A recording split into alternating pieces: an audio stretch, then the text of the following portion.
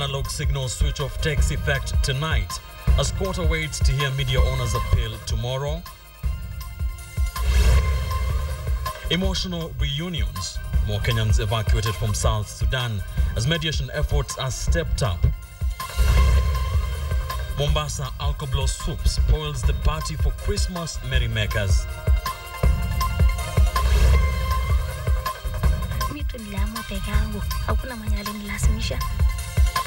Adult women of KU now opt to be circumcised to avoid ridicule by village mates.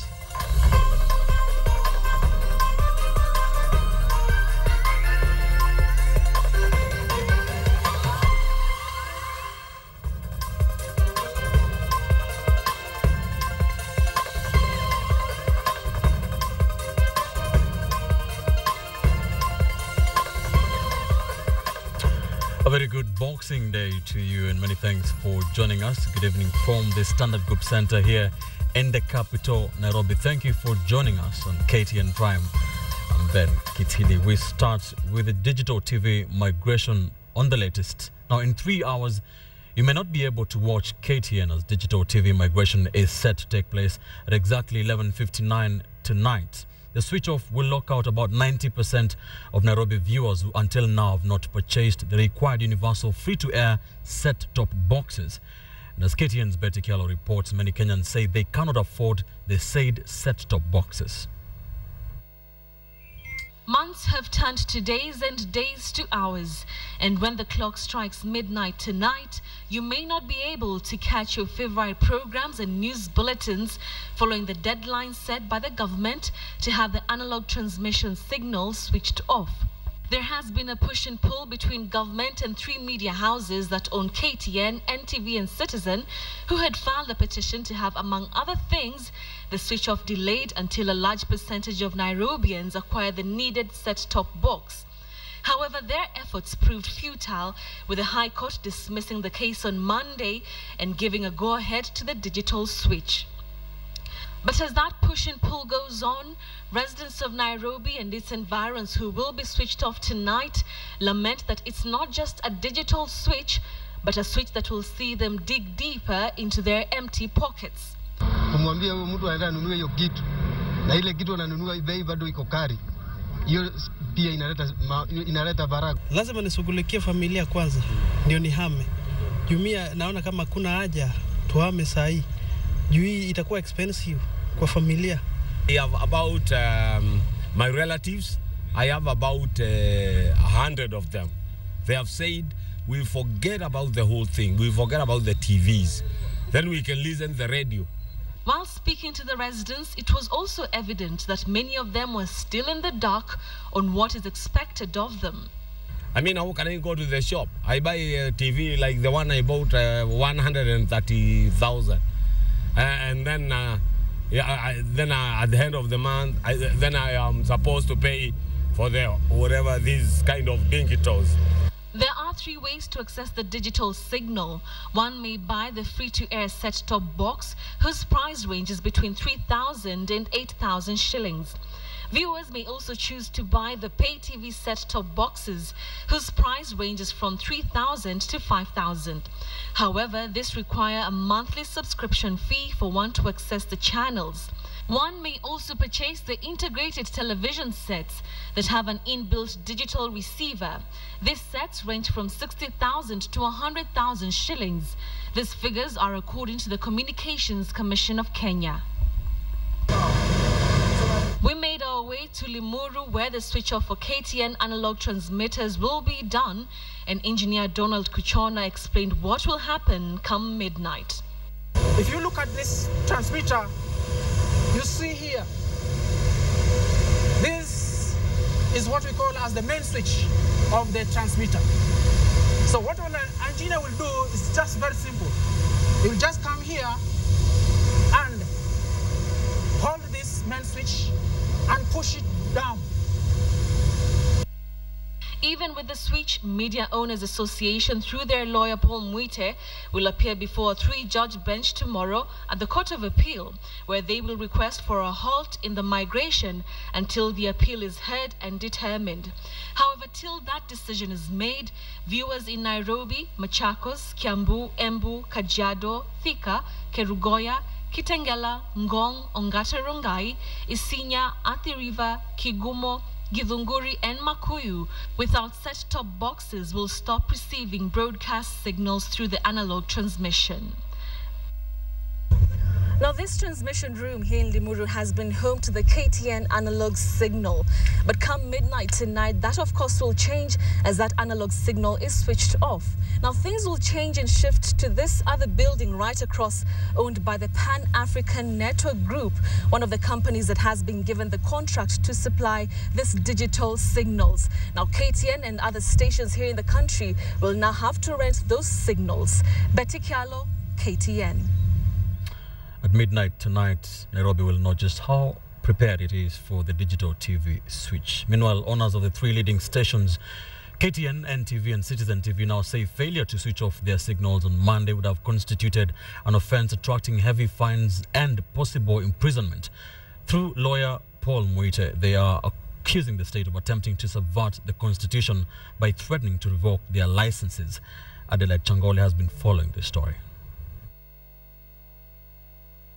On December 23rd at 8:30 p.m., this message appeared on the screen of KTN, Citizen TV and NTV after the 3 media houses switched off their signals following a ruling by High Court Judge David Majanja dismissing a media petition to delay the implementation of the digital migration.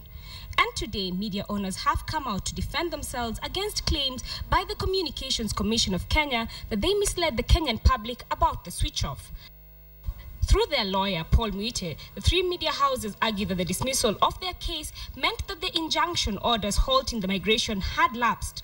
Therefore, continuing off analog broadcasting would have constituted an offence attracting heavy fines and or possible imprisonment.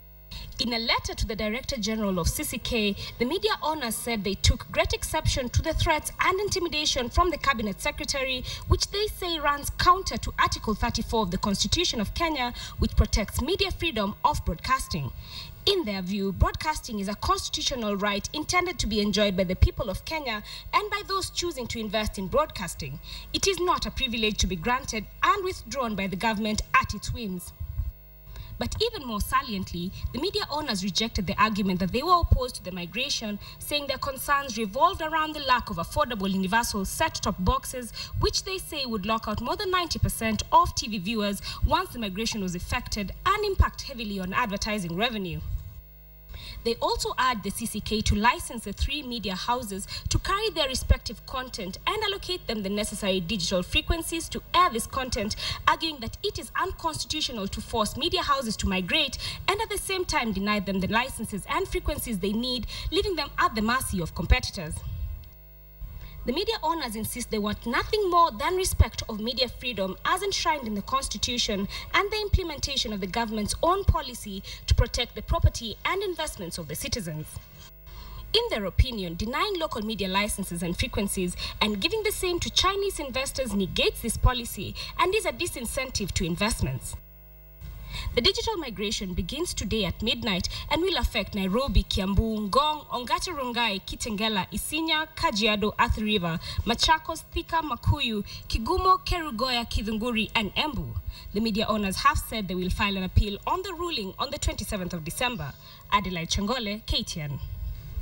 Let's now switch our attention to the crisis in South Sudan, and the Eastern African community has now stepped in to end the crisis in the newest country in the world. President Uhuru Kenyatta led a delegation in Juba to mediate in the intensifying fighting. The Intergovernmental Authority on Development, IGAD, wants President Salva Kiir and Riek Machar to resolve the rivalry in dialogue. This as 300 more Kenyans were evacuated from Juba. Asha Mwilo reports. This was the most difficult Christmas for these families, but today, relief. The last 11 days have been nothing short of torture. Their loved ones caught up in intense violence that erupted in South Sudan over a week ago. 31-year-old Emily Wasike returns home with injuries. She lost all her belongings, her documents, and the money she had saved. But she still counts herself lucky. Mimi nilishuhudiwa, lakini wasichana wenzangu walirepiwa wote. Alafu kuna wanaume wawili Maelitria walishuhudiwa. As 302 Kenyans returned home on military and Kenya Airways flights, in Juba, there is a glimmer of hope. A regional power force has now stepped in, seeking a solution to the stalemate. As head of the East African Community, President Uhuru Kenyatta is leading mediation talks with the host President Salva Kiir. Alongside Ethiopia's Prime Minister Hailemariam Desalegn, Uhuru wants President Kiir to dialogue with his ex-deputy Riek Machar for a solution to the crisis. On Friday, heads of IGAD states will meet in Nairobi to further deliberate on how to unblock the South Sudan stalemate. The international community will now realize the region is involved. It has taken the responsibility. If there's any support, it will go to IGAD, but IGAD is the flag bearer in how this trail coup will be resolved, as they say. Riek Machar, who was dismissed as vice president in July, is said to be leading a group of rebels that took over two key states, Jonglei and Unity. The fighting that started in Juba has spread to 4 other states. The cities of Bor and Bentiu were badly hit. In total, 81,000 people have been displaced. More than 1,000 Kenyans are reportedly still stranded in some of the worst affected areas. Huko ndio kubaya zaidi, especially kwa foreigners. Alafu kuna barabara 3 za kutoka na zote zimeshikwa na rebel. Sasa tungeomba kama inawezekana at least kuwe na flight ambayo inaweza kwenda direct to Rumbek kwa sababu watu wengi hawezi kuafford. Foreigners continue to exit the crisis-hit nation, but for the nationals of the youngest state in the world, including these 3 born on Christmas Day in one of the UN camps, have no other choice but to wait it out, hoping that the mediation brings a solution soon. Ashamwilu, KTN Prime. President just jetted back into the country a few minutes ago in South Sudan. Will be hoping that the talks do yield some fruits. Now, Christmas celebrations for several motorists in Mombasa town were cut short after traffic police officers nabbed them for drunk driving.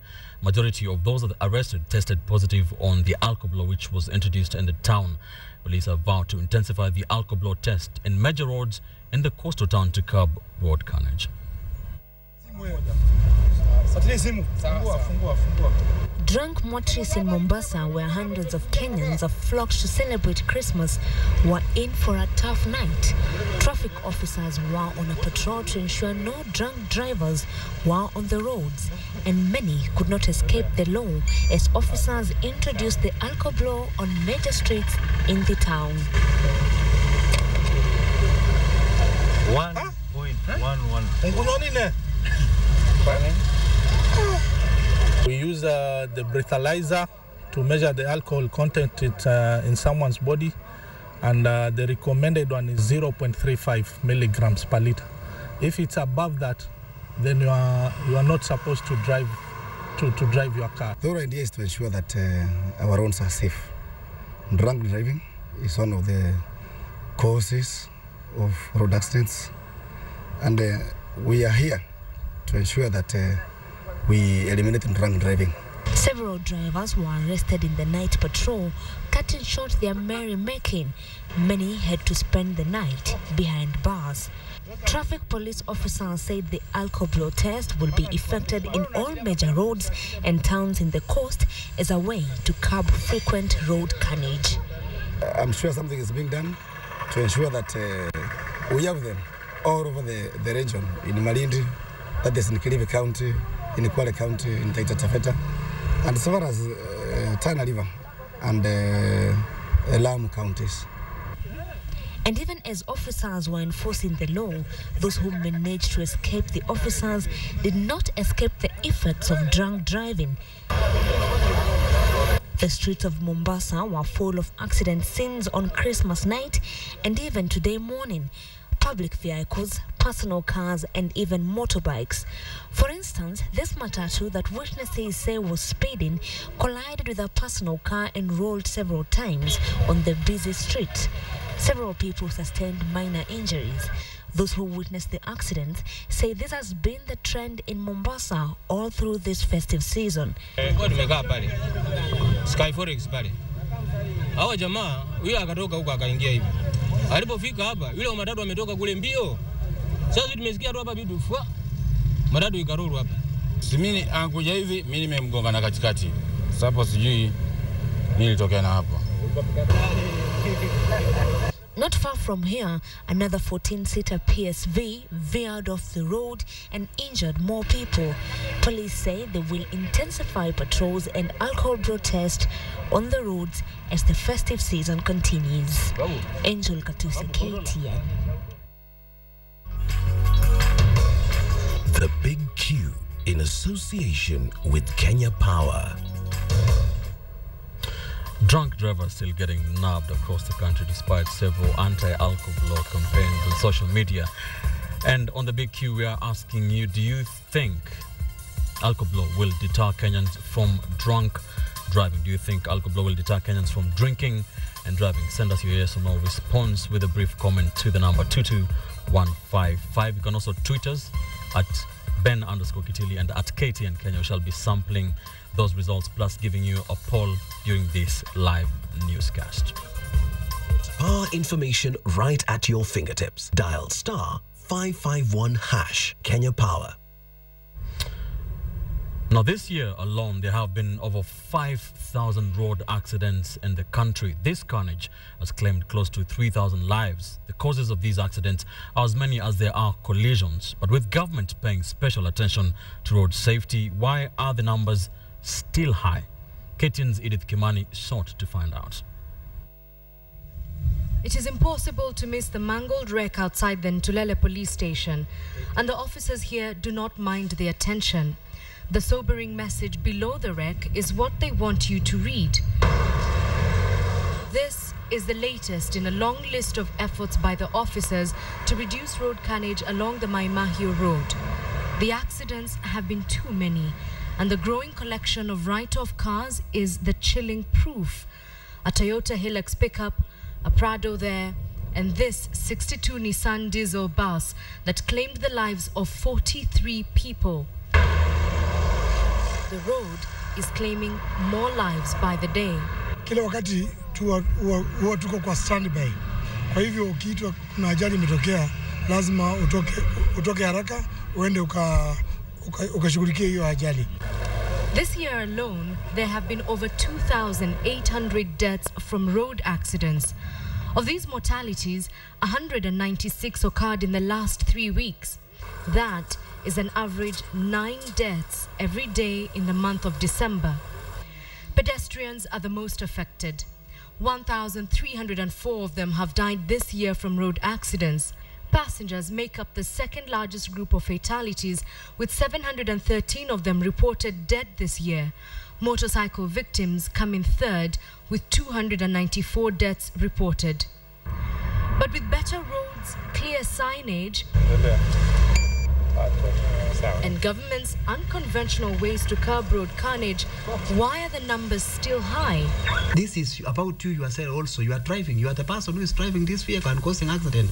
So it is not a job. The response time to assist the victims has also been cited as one of the reasons for deaths on the road. In some cases, the health facilities are too far from the scene of the accidents, but lack of even basic first aid training from responders has been blamed for worsening injuries. At the Ntulele police station, the policy is to prevent the accidents. Several people have been arrested and charged with traffic-related offences here, and nationally, motorists were fined a total of 1,50,661,815 shillings this year. The hope with traffic officers here, however, is that this will be the wake-up call to all those driving along the roads. Edith Kimani, KTN. Chilling numbers there from the road accidents. Let's now take you to another shocking story. 7 women who were circumcised on Monday in Elgeyo Marakwet County have been taken to hospital for medical checkup. The married women who say they went for the cut voluntarily insist that the move was as a result of pressure from the society. KTN's Mercy Kandia brings us the story of the practice made illegal by the government 3 years ago. It was a week-long visit to this house that would raise their esteem in this society. These 7 women were circumcised Monday night. Willingly, they say. Kwa sababu nikitembea hata hii masherehe wengine wananitusi wananitupa nje. Sasa naona ni vibaya vile nilisikia kuna vile wanafanyia hawa. Mimi tu niliamua peke yangu, hakuna mwenye alinilazimisha. And so the women from KO South traveled to Bugar in Elgeyo Marakwet County, what they escaped as young girls still haunting them in their married life. They are all married with children. Sasa hata mzee yake naletea yeye kopichi msema na anamwambia karanga usikate kwa sababu niko na wakine nakuja na hawa alafu tutakuja kulia. Anapelekea TV cabbage kiwa full. Alafu anamwambia achemshe hiyo cabbage na asikate kuzako na marafiki zake wanakuja kukula pamoja. The circumciser is 53-year-old Ann Kibet, who explains what is a cultural practice here. The husband of an uncircumcised woman engages in an act of sarcasm to provoke his wife to go for the cut. Tukienda kwa masherehe watu wanavuguza watu, hata nyinyi ni watoto. Kuna mama alinitusi wewe hata uchatairiwa sasa hata uende nini. Sasa nalasema wakutairi. The women aged between 24 and 28 go through a night ritual before the cut. They first have to shave their hair. This tree with cow dung is part of the cultural practice, and then cow dung is applied on their legs. They were to heal in a week. Irene Kimayo says she came for the cut so she can attend her son's circumcision ceremony, as culture stipulates that only circumcised women can participate in the boy's initiation ceremony. Vile sasa kijana wako amekuwa mkubwa ndio uende huko sasa. Kufanyia kimila sasa kwa huko. Nitumie kisu moja? Kila mtu na kisu yake. They tell me separate knives were used in the act and they were given a tetanus injection. The administration police who conducted the raid say they got word from the residents and from social media. Na jambo hili ni jambo keni katika location hii. Hatujakuwa na jambo kama hilo for the last 10 years.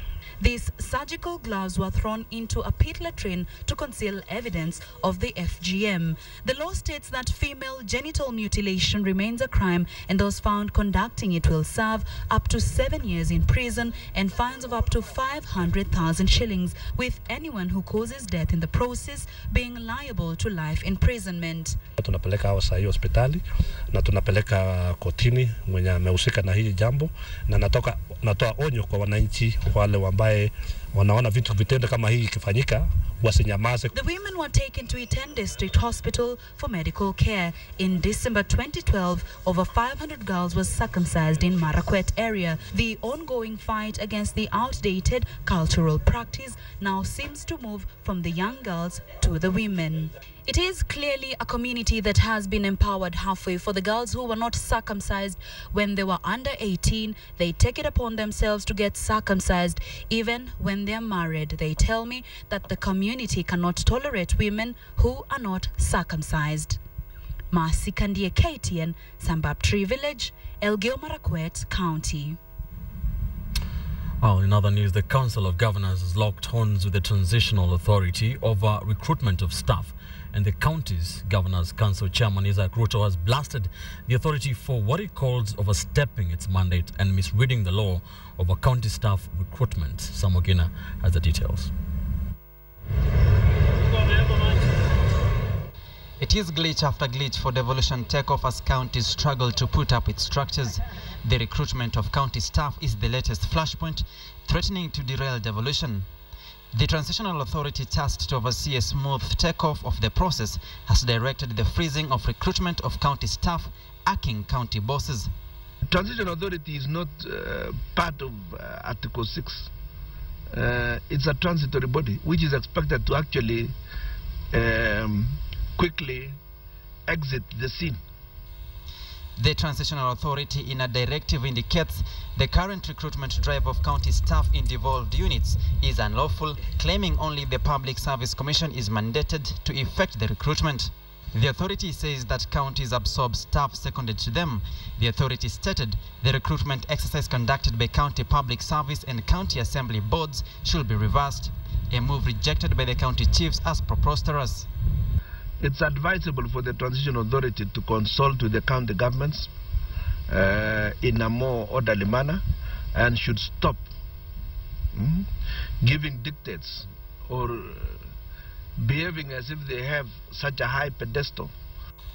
Already, counties have shortlisted candidates for interviews for various positions in the devolved units. The county governments say they are autonomous and constitutionally protected to undertake staffing and will not be bullied by the authority into relenting in the recruitment drive. County governments are taking their responsibilities seriously, and nowhere in law is there an established authority that superintends over the county governments. The standoff is possibly pegged on the transfer of power, functions and resources from the central to county governments clearly under the ambit of the Transitional Authority. The back and forth puts the running of the counties at risk, coming barely a month after the legislative arm of the counties had boycotted duty over poor pay. Samogina, KTN. The Big Q in association with Kenya Power. So as you continue to enjoy the festivities and make merry, the police are trying to crack down on drunk drivers using the alcohol law. And on the big question tonight, we are asking you, do you think the alcohol law will deter Kenyans from drinking and driving? Here's some of your comments. Okoko Gerald on Twitter says, this is nonsense. The bus which killed 18 Kenyans was not because of alcohol. This government is too simplistic on tackling issues. George King on Twitter agrees, says it definitely will. I am drinking soda tonic right now. I cannot risk it. Keep the SMSs coming. The number is 2255. Twitter handles at Ben_Kitili and at KTN Kenya. Get power information right at your fingertips. Dial *551# Kenya Power. You're watching KTN Prime on this Boxing Day of 2013. We'll take a quick commercial break. Don't go too far. We'll be back shortly. More news. Fighting extinction, the wars of one of Kenya's smallest tribes, the Yaku.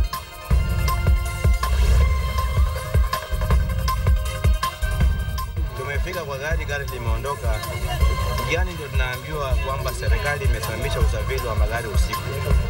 Kitu ambacho kimetukasirisha kabisa, tunashindwa hii serikali yetu itatujali namna gani sisi wananchi wa kawaida. Sababu mtu ametoka Mtwapa, mwingine Likoni, mwingine Masera, amekuja mwingine Ukunda, amekuja Mombasa, amechukua gari.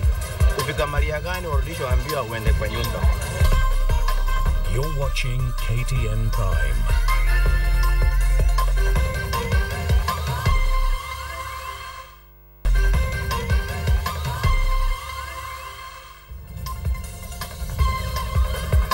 You're watching KTN Prime. Many thanks for staying with us. Now, it was an exceptional Christmas to one family in Mikwani in the county of Kitui. It was also the birthday of their patriarch, a 107-year-old Mzee. Now, the celebration brought together Mzee James Muse Kimonze, the children, grandchildren, and even great-grandchildren, apart from the usual cake cutting and feasting. To mark this special day, the old man was assisted to plant a tree in the family farm.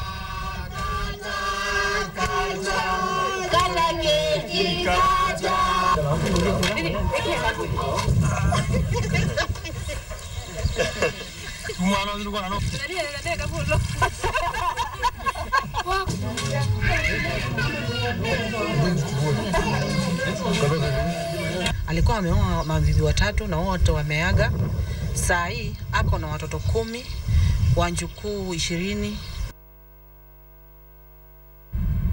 We'll talk about longevity. Now, street urchins paralyzed operations at the Globe Cinema interchange this morning after they started stoning motorists. They were protesting against the shooting of one of their own. Charity Kimani followed the drama. What started as a peaceful and quiet Boxing Day morning was soon disrupted with running battles between street children and the police. Matatu touts and drivers joined in, angered by the street boys who had destroyed their cars during the protest. Not even the motorists on their way to celebrate the holidays were spared. Several motorists suffered losses after their car windows were broken by the street boys and property was looted. Police vehicles were also stoned, with the street urchins claiming that the police were targeting them. Just along Chomboya Road, these guys were demonstrating, the Chokora guys. So all of a sudden I just had a stone hit the window of the vehicle. And that's when I just went to the Central Police and reported. Okay. Yeah. Nairobi Central OCPD Patrick Oduma said plainclothes police officers who were on patrol around the Globe Cinema this morning were ambushed by a group of street boys carrying a toy gun, which led to the shooting of one of the street boys. This provoked the street urchins, who took their rage to the streets, where they looted and threw stones at oncoming vehicles. Yeah, they should be removed from town. Yeah, because this is unfair. I mean, the damage, it has costed me also the journey, so I have to go back and do the repair. Today's on is a holiday. I cannot get the car cannot be repaired. Yeah. 3 street urchins have been arrested in connection with the looting. Charity Kimani, KTN, Nairobi. You may not have heard of them, and that is because they're not recognized in the Kenyan official list of tribes. The Yaku are found in the county of Laikipia. This tribe is on the verge of extinction. The Yaku once lived in the Mukogodo forest of only 9 elders who can speak fluent Yaku. Assimilated into the Maasai way of life, the Yaku are fighting for recognition and survival of the now dying language. Rita Tinena went in search of the few remaining Yaku speakers and the cave that they once lived in. Overlooking the Mukogodo Hills in Doldol, Laikipia County, a group of old men gather. But they're not here for some idle chat or to reminisce on good old days gone by. The 5 are among the 9 people who can fluently speak the dying Yaku language. Salamu, echai, ukisema jambo, mimi nasema, This gathering is one of the many that the Yaku convened to strategize on how to keep their language alive. The Yaku believe they are of Rendile ancestry. Na kwa sababu ya vita wenyewe kwa wenyewe ya Rendile, basi hawa vijana 4 waliweza kutoroka na watu walipigana, na hawa walikuja wakaishi ndani ya msituni hii ya Mukogodo. Mukogodo ni Yaku. The Yaku are hunters and gatherers who lived in the Mukogodo forest. Ilikuwa hakuna shamba, hakuna ng'ombe, hakuna busi, hakuna kitu kingine, lakini wanadumu kwa pango. The 19th century saw the arrival of the Maasai into Laikipia. Wamasai basi wakaendelea kuwa wengi kutuliko, kwa sababu sisi Wayaku ni watu wachache.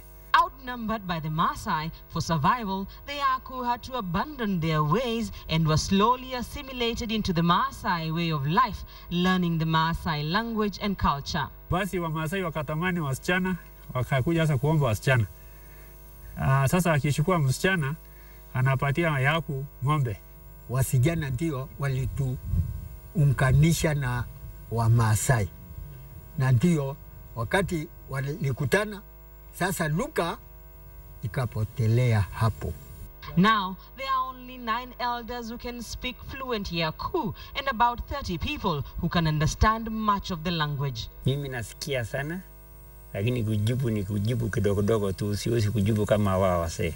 Keen on holding on to what is left of their language and culture, they have documented their early way of life here at the Yaku Cultural Museum in Doldol.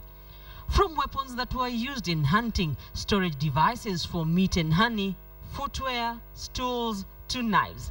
The Yaku Cultural Museum illustrates the Yaku transition from a life of hunting and gathering to cattle rearing, from living in caves to Maasai-style huts. And the efforts to keep the Yaku culture alive goes beyond the museum walls. We say? A At the local primary school in Doldol, Manasseh Matunge, who has been leading the crusade to try and save the language, teaches pupils Samiahu. Matunge is allowed by the school administration one Yahoo language lesson every 2 weeks. He has also printed charts of words commonly used to describe body parts or kitchen items to help pupils learn the dying language. Kama tunaweza kuzungumza, hata tushanganye hiyo Yaku, tushanganye na Kimaasai kidogo, tushanganye na lugha yetu, itakuwa kama ile Sheng. Sasa tunaweza kuzungumza lugha nyingine tofauti, lakini tunasema hiyo ndio Yaku sasa ya leo. The Yaku say they feel marginalized and neglected by the government. Kile kitu tunataka serikali itutambue. Itambue ya kwamba jamii hii ni jamii ndogo katika Kenya. Katiba inasema ya kwamba jamii zote za county lazima ziwe reflected, lazima zionekane, sura ya hiyo county ionekane kwa county assembly. Lakini pia sisi hatujaonekana pale. The Yaku now live in Doldol, but memories of their early life in the forest and caves of Mukogodo are yet to fade away. We went in search of the original home of the Yaku, the caves that they once lived in. We are forced to abandon our car not too long after we embark on the journey. What follows is a long and strenuous walk up the Mukogodo forest and hills. It is in the middle of the dry season, but Mukogodo forest has retained its greenery. Here, nature is at its best. The forest, which was home to the Yaku, is now under pressure due to illegal logging by communities that have encroached the area near the forest. After a 1-hour walk, the first sign of the caves that the Yaku lived in. 2 hours later, and we realized that our walk under the scorching sun was worth the trouble. We get to the Mukogodo Hills viewpoint and witness the breathtaking view of the Mukogodo escarpment. We do not make it to the big caves that the Yaku once lived in, but the small caves give us an indication of just how life was for the Yaku. For years, the Yaku called such rock shelters and caves home. Now deserted, they stand as one of the few reminders that the Yaku once lived here, even as they struggle to salvage the little that is left of their culture and keep the tribe alive. Rita Tinina, KTN, Mukogodo Forest, Laikipia County.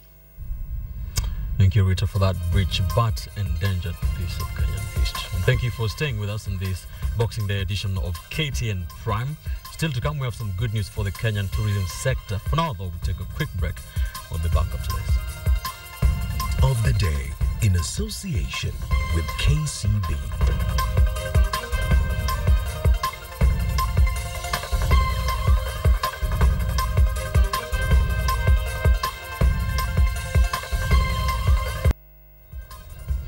Many thanks for joining us. This is KTN Prime on this Boxing Day. Of course, on that big question, we are focusing on this story of road accidents and the police crackdown on drunk drivers. On the big question, we have been asking you, do you think the alcohol law will deter Kenyans from drinking and driving?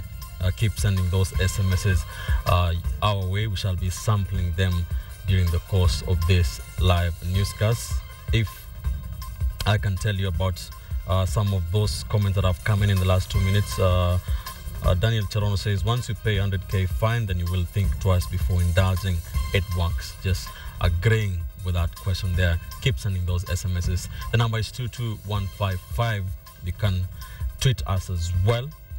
The number, the handles are at Ben_Kitili and at KTN Kenya. Charles Ouma says the Mombasa buses, the Mombasa buses that crash at 3 in the morning, definitely not because of drunk driving. It is all about the driver's attitude and carelessness. That is a no.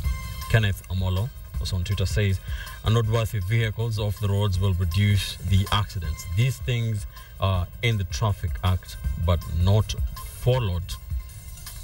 Jay Kigi, also on Twitter, says yes, accidents on the roads, especially at night, will be reduced. Keep this comments coming, yes or no. The number is 2215. 455. Time now to take a look at what's happening in the world of sports. Some Premier League football, boxing Premier League football for you. Chelsea, Manchester United and Arsenal fans are celebrating. Lynn Washira is in the sports studio with the latest. Lynn. Yes, Ben. And yeah, of course, we have results from the English Premier League Boxing Day action, as well as some transfer news in the Kenya Premier League. But all that is after a short break, so stay with us. Don't go away. Gor Mahia and the AFC Leopards are reinforcing the squads ahead of the Continental Championships. You're watching KTN Prime. A very good evening and a warm welcome to KTN Sports tonight. Hoping you had a good day, either boxing people or unwrapping your Christmas gifts. I'm Lynn Washira, and straight to the sports news, where as the year ends and the new season knocking at a faster rate, head coaches are now on a hunting spree for players who will steer their teams next year. Champions Gor Mahia have already witnessed the departure of top stars goalkeeper Ivo Mapunda and defender Donald Musoti, who both signed for Tanzania giants Simba FC. Gor Mahia snatched dangerman Jared Oboge from Chemelil Sugar as they bid to add more punch in their wanting attack force. Oboge becomes the club's sixth signing so far after Julius Situmbeko from Zambia, Ugandan left-back Godfrey Walusembi and Joseph Kariuki from relegated Karuturi Sports joins the champions. KPL 2013 Player of the Year Jacob Kelly did complete a 2-year deal with AFC Leopards, joining the likes of Ugandan midfielder Musa Mude, defenders Joseph Shikokoti and James Situma, and custodian Wycliffe Kasaya, who have also joined the AFC den. Financial might will play a big role in getting new signings, and the next Kenya Premier League season is expected to be a totally different battle. And well, moving on, despite its existence since the early 1900s, freestyle football has struggled to gain popularity across the globe. However, with various global advertising campaigns and digital media sharing, the sport is slowly taking its place in all the continents. Here in the country, the sport is simply referred to as pepeta, but 2 young Kenyans are determined to succeed in the sport, and while lack of funds hinders the sport, they are not hanging their boots just yet.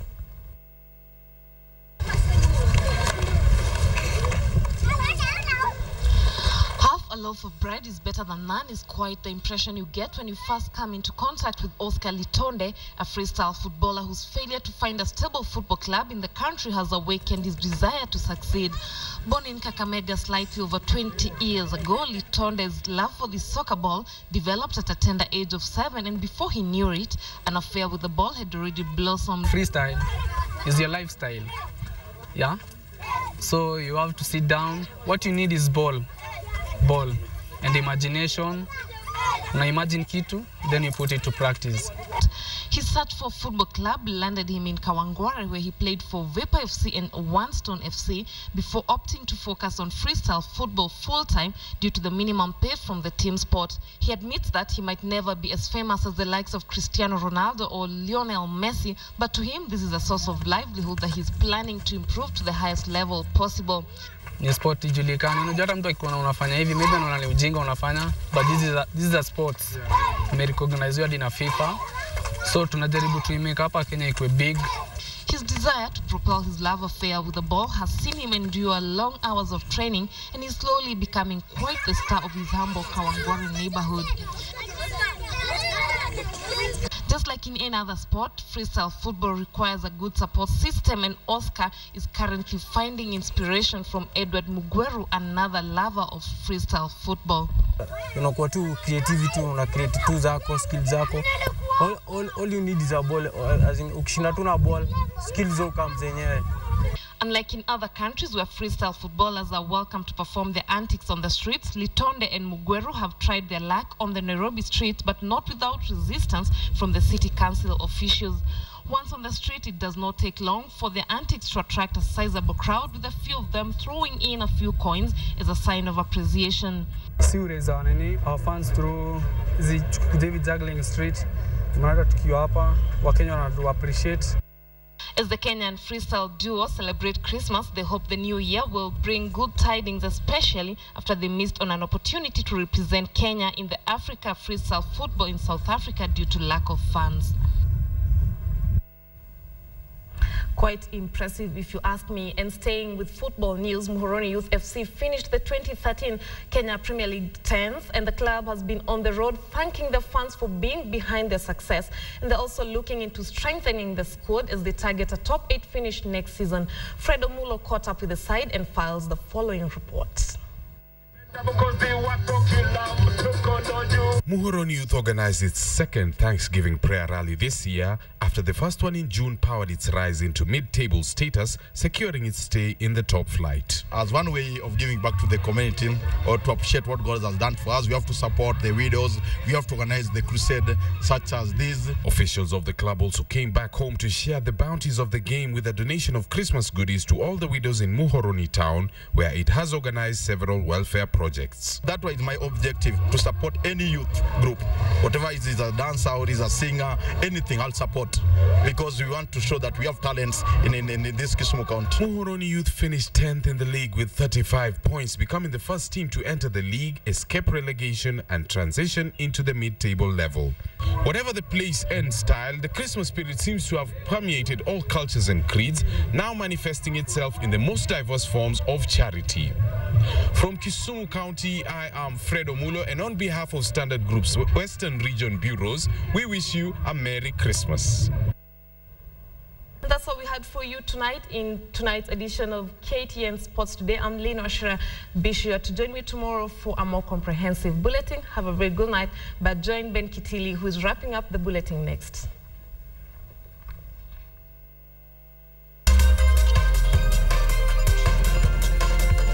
KTN Sports, in association with Guinness.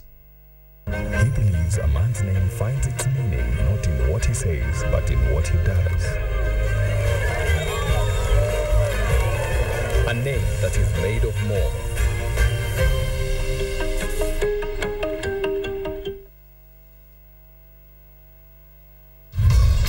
The Big Q, in association with Kenya Power. They're still 2-1 to Manchester City at the Etihad Stadium, and from what I can hear from my talkback, my director, Joseph Ngigi, is not a very happy man. But on the big question tonight, we are talking about drunk driving and alcohol blow. We were asking you, do you think the alcohol blow will deter Kenyans from drinking and driving? This is how we've polled. 53% of you say no, and 47% say yes. Let me just sample a few of your comments. Ruben Zico says it will instill discipline. You choose to abstain from alcohol or continue paying fines to extend or losing your driving license. Francis Ndungu says yes, if it is consistent. We need an all-round approach to end road carnage. Drunk driving kills. Simple. And Anyango Kinanka says you should be asking if we think accidents caused by drunk driving will decrease as a result of alcohol blow. Those are some of the comments. Thank you for joining us on the big question opinion count tonight on this Boxing Day edition of KTN Prime. Get power information right at your fingertips. Dial *551# Kenya Power. And that does it for this edition of the KTN Prime. Many thanks for joining us all this Christmas week. My name is Ben Kitili. Enjoy the rest of your Boxing Day. Good night from the Standard Group Center.